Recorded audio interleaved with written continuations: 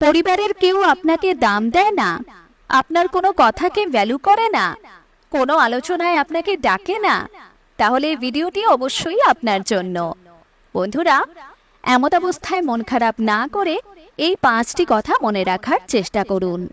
দেখবেন এতে আপনি নিজে ভালো থাকবেন আর আপনার পরিবার আপনাকে দাম দিতে বাধ্য হবে।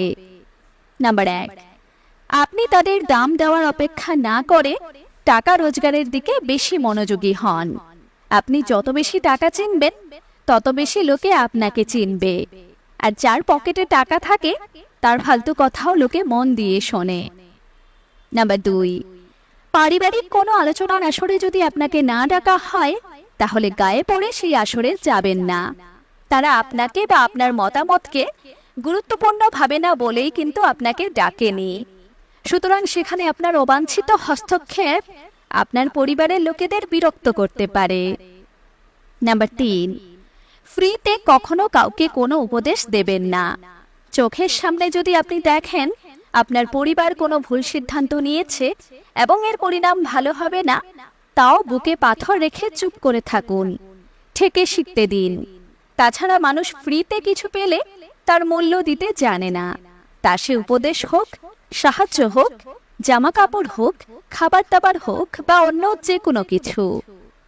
নাম্বার 4, একের বিনিময়ে 100 করতে যাবেন না, একের বিনিময়ে একই করুন।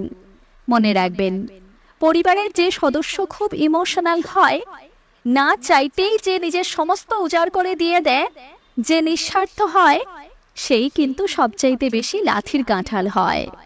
নাম্বার 5, বাড়তি কথা বলার অভ্যেস থাকলে সেটা ত্যাগ করুন। মনে রাখবেন, বাড়তি কথা একমাত্র নিজের বাবা মা ছাড়া অন্য কেউ বিশেষ শুনতে পছন্দ করে না।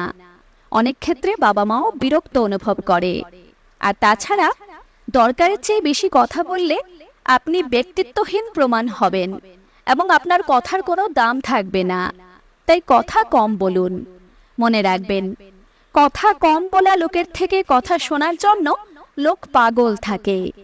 আমার এই কথাগুলোর সাথে একমত কিনা অবশ্যই লিখে জানাবেন। ধন্যবাদ।